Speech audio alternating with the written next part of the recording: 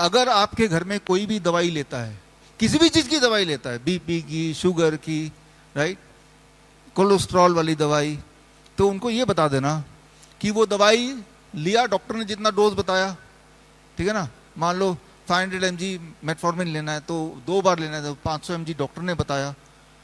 जब दवाई मुंह से गया कहाँ जाएगा? पेट में जाएगा ना। वो तो पेट में जाने के बाद अब पेट डिसाइड करेगा कि उसको कितना ब्लड में भेजना है, कितना लिवर में भेजना है, कितना स्टूल में जाएगा, वो पेट डिसाइड करेगा ना। डॉक्टर ने तो ये डिसाइड किया कि आपके मुंह के अंदर कितना जाना चाहिए, लेकिन उस मुंह के अंदर जितना गया उसमें से पेट में से ब्लड में जो जाएगा वही आपके बॉडी में असर करेगा, जो भी असर करना उसको। इंटरेस्टिंग बात क्या है, वो डॉक्टर को ये नहीं पता कि ग्रेविटी भी काम कर रही है हमारे बॉडी में, काम तो कर रही है ना।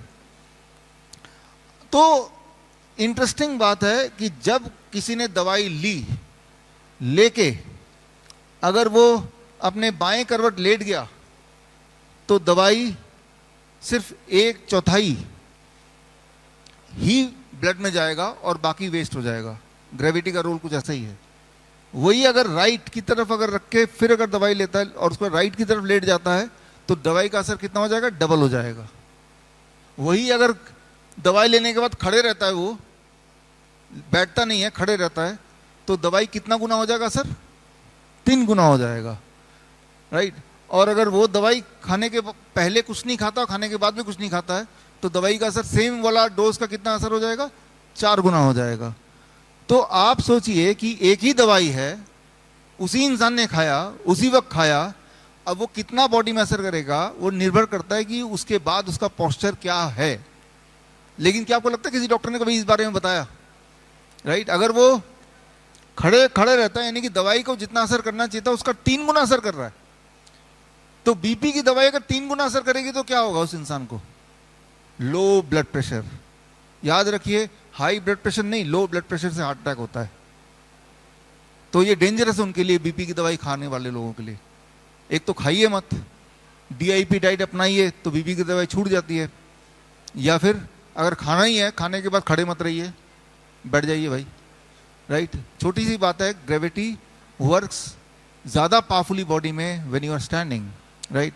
तो ये इंटरेस्टिंग एक फील्ड है जिससे हम किसी की जान बचा सकते हैं, सिर्फ ये बता के भाई जब आप खड़े होके रहते हैं खाना दवाई लेने के बाद, और अगर ब्लड शुगर की दवाई है और आपने खाया और उसके बाद बैठे नहीं, चलने लगे, खड़े होने लगे, तो उसकी असर 3 गुना हो गई जितना होना था एक्सपेक्टेडली। तो आपके ब्लड में शुगर क्या होगा? ज़्यादा होगा, कम होगा? कम हो जाएगा। Low blood sugar, hypoglycaemia. याद रखिए, हाई ब्लड प्रेशर अगर, हाई ब्लड शुगर अगर किसी का रहता है 300, 350, 400 ब्लड शुगर, कई महीने लगेंगे उसके ऑर्गन के फेल होने में। लेकिन अगर लो ब्लड शुगर हो जाता है तो कुछ घंटे के अंदर ही वो ऑर्गन फेल हो सकता है, कोमा में जा सकता है, मर सकता है। High blood sugar is dangerous over a period of many months. Low blood sugar is dangerous with in few hours. और लो ब्लड शुगर कब होगा? जब ग्रेविटी का रोल हावी हो जाएगा। वो कब हावी होगा? जब वो खड़े रह के वही वाला दवाई लेगा, खड़े रहेगा उसके बाद भी, तब। तो ये एस्पेक्ट अगर हमने इग्नोर किया तभी फर्टिलिटीज होती है, तभी मौतें होती हैं। फिर लोग सोचते इसको हार्ट अटैक क्यों आ गया, राइट, अचानक क्यों कोमा में चला गया, अचानक ब्लड शुगर क्यों कम हो गया? तो उसका आंसर कहीं यहाँ छुपा हुआ है, ग्रेविटी एज मेडिसिन। अगर आप डॉक्टर BRC क्लिनिक या फिर डॉक्टर BRC हॉस्पिटल खोलना चाहते हैं, या फिर अपने एग्जिस्टिंग क्लिनिक या हॉस्पिटल को अपग्रेड करना चाहते हैं विद डॉक्टर BRC प्रोटोकॉल, तो स्क्रीन पे दिए हुए लिंक में जाके फॉर्म भरें।